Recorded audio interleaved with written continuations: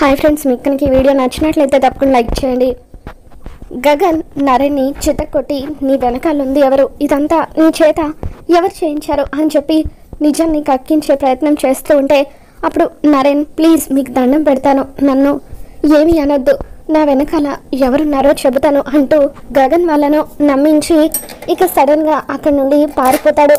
ఇక ఆ తర్వాత చెర్రీ ఎలాగైనా సరే నరేన్ని పట్టుకోవాలని చెప్పి అతని వెనకాల పరుగులు తీస్తూ ఉంటాడు.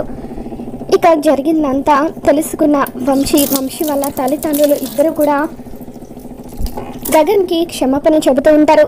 మమ్మల్ని క్షమించు బాబు, ఆ రోజు అనవసరంగా వాడి మాటలు నమ్మి ఇందుని అపార్థం చేసుకున్నాము అని చెప్పి అంటూ ఉంటే, ఇప్పుడు నాకు కావాల్సింది క్షమాపణ కాదండి, నా చెల్లెలి మెడలో వంశీ తాళి కట్టడం అని చెప్పి గగన్ అంటూ ఉంటాడు.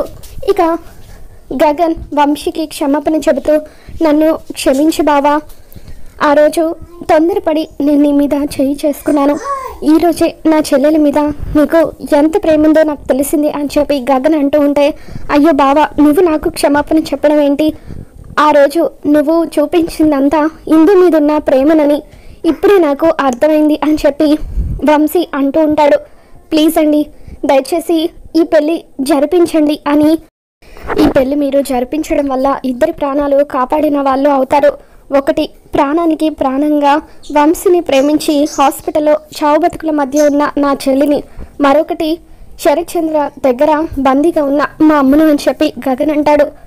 ఇందు పెళ్లి జరగలేదన్న కోపంతో ఆ శరత్చంద్ర మా అమ్మను బంధించాడు, ఈ పెళ్లి జరిపిస్తేనే తనని విడుదల చేస్తానని శరత్చంద్ర నాతో చెప్పాడు, అందుకోసమే ఈ పెళ్లి జరిపించాను అని చెప్పి గగన్ బతిమలాడుతూ ఉంటే, బావా నువ్వు ఇంతలా బతిమలాడాల్సిన అవసరం లేదు, ఇందుని నేను ప్రాణం కంటే ఎక్కువగా ప్రేమించాను, ఇప్పుడు ఇందు మెడలో తాళి కట్టేస్తాను అని చెప్పి వంశీ అంటూ ఉంటాడు.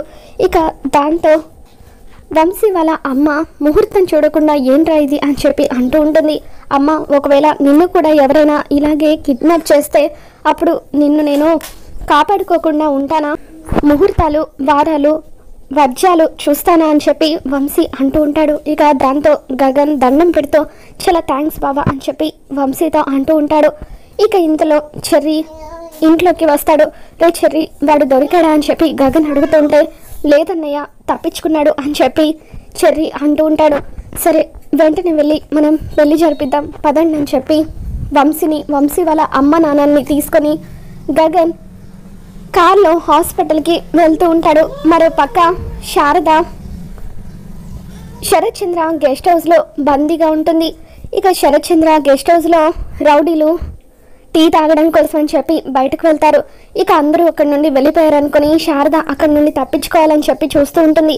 ఇక అప్పుడు ఒక రౌడీ శారద దగ్గరికి వచ్చి, ఏంటి తప్పించుకోవాలని చూస్తున్నావా, నీ కొడుకు రాడని ఫిక్స్ అయిపోయావా, నువ్వు కనుక తప్పించుకోవాలని ప్రయత్నిస్తే ఇప్పుడు నీ ప్రాణాలు తీస్తాం, జాగ్రత్త అంటూ శారదను తీసుకొచ్చి మళ్ళీ గదిలో పడేసి వాళ్ళు అక్కడి నుండి వెళ్ళిపోతారు. ఇక దాంతో శారద ఎంతగానో ఏడుస్తూ ఉంటుంది.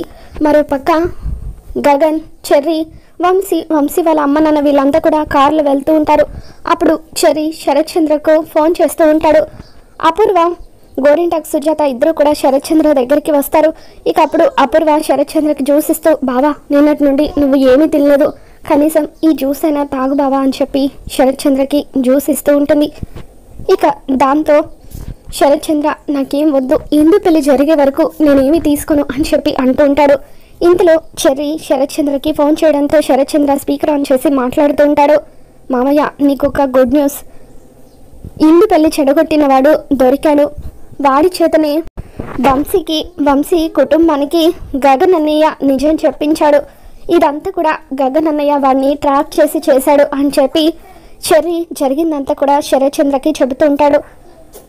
ఇక దాంతో శరత్చంద్ర, అవునా, మరి వాడి వెనకాల ఉన్న మేడం ఎవరు అని చెప్పి అడుగుతూ ఉంటే అపూర్వ కంగారు పడుతూ ఉంటుంది. అదే తెలియలేదు మామయ్య, మేము వాడిని పట్టుకొని గట్టిగా అడిగి వాడు నిజం చెబుతాడనుకుంటే వాడు మా నుండి తప్పించుకున్నాడు అని చెప్పి చెర్రీ అంటూ ఉంటాడు.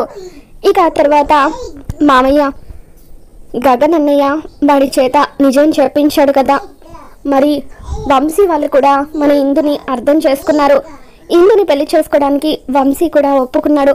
మరి ఇప్పటికైనా పెద్దమ్మను వదిలేయచ్చు కదా మావయ్య అని చెప్పి చెర్రీ అంటూ ఉంటాడు. ఇక దాంతో శరత్ చంద్ర, లేదురా, వాడు నిజం చెప్పినంత మాత్రాన నేను ఆ శారదను వదిలేలేను. వంశీ ఇందు మెడలో తాళి కట్టిన తర్వాత మాత్రమే నేను ఆ శారదను వదిలేస్తాను అని చెప్పి శరత్ చంద్ర అంటూ ఉంటాడు. ఇక దాంతో చెర్రీ ఫోన్ పెట్టేసి, అన్నయ్య, మావయ్య పెద్దమ్మని వదిలేయడానికి ఒప్పుకోవడం లేదు. ఇందు మెడలో వంశీ తాళి కట్టిన తర్వాత మాత్రమే వదిలేస్తాను అంటున్నాడు అని చెప్పి అంటూ ఉంటే ఇక గగన్ కూడా కార్ని స్పీడ్గా హాస్పిటల్కి పోనిస్తూ ఉంటాడు. ఇక ఇందు దగ్గరికి మీరా, కృష్ణప్రసాద్ ఇద్దరు కూడా వస్తారు. అమ్మ ఇందు, వాళ్ళకు ఎంతగానో నచ్చ చెప్పడానికి ప్రయత్నించాం, వాళ్ళు అస్సలు ఒప్పుకోవడం లేదమ్మా అని చెప్పి మీరా అంటూ ఉంటే, మీరు ఎన్ని చెప్పినా సరే నేను వినను, ఆయన నన్ను పెళ్లి చేసుకుంటానంటేనే నేను బతుకుతాను అని చెప్పి అంటూ ఉంటుంది. అమ్మ ఇందు, అలా అంటే ఎలాగమ్మా, నువ్వు తినాలి కదా, నిన్ను ఎవరు అర్థం చేసుకున్నా అర్థం చేసుకోలేకపోయినా మేము చేసుకుంటాము. అయినా దేశం మీద వాడొక్కడే ఉన్నాడా, ఇంకొక మంచి అబ్బాయిని చూసి మేము నీకు పెళ్లి చేస్తామని చెప్పి బామ్మ అంటూ ఉంటుంది. నాకేం వద్దు, పెళ్ళంటి జరిగితే ఆయనతోనే జరగాలి, లేదంటే నాకు ఈ జీవితమే వద్దు అని ఇందు అంటూ ఉంటుంది. ఇక ఇంతలో గగన్, వంశీ వాళ్ళ అమ్మ నాన్న అందరూ కూడా పరుగున హాస్పిటల్కి వస్తారు. ఇక అప్పుడు వంశీ ఇందు దగ్గరికి వచ్చి నిలబడగానే ఇందు అలా ఆశ్చర్యంగా చూస్తూ ఉంటుంది.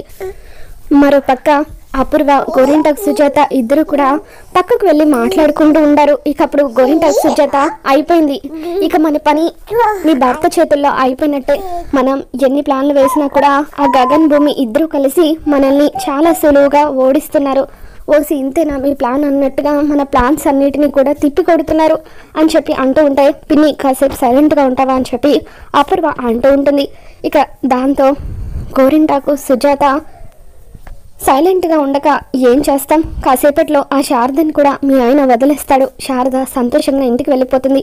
ఇందు వంశీల పెళ్లి కూడా జరిగిపోతుంది. అన్నీ జరుగుతూ ఉంటే చూస్తూ ఉండడం తప్ప మనం చేయగలిగింది ఏంటి అని చెప్పి గోరింటాకు సుజాత అంటూ ఉంటే అపూర్వ ఒక్కసారిగా గోరింటాకు సుజాత మీద చెయ్యెత్తుతుంది. పిన్ని, నేను సైలెంట్గా ఉండమండి, ఏదైనా ప్లాన్ గురించి ఆలోచించడం కోసం.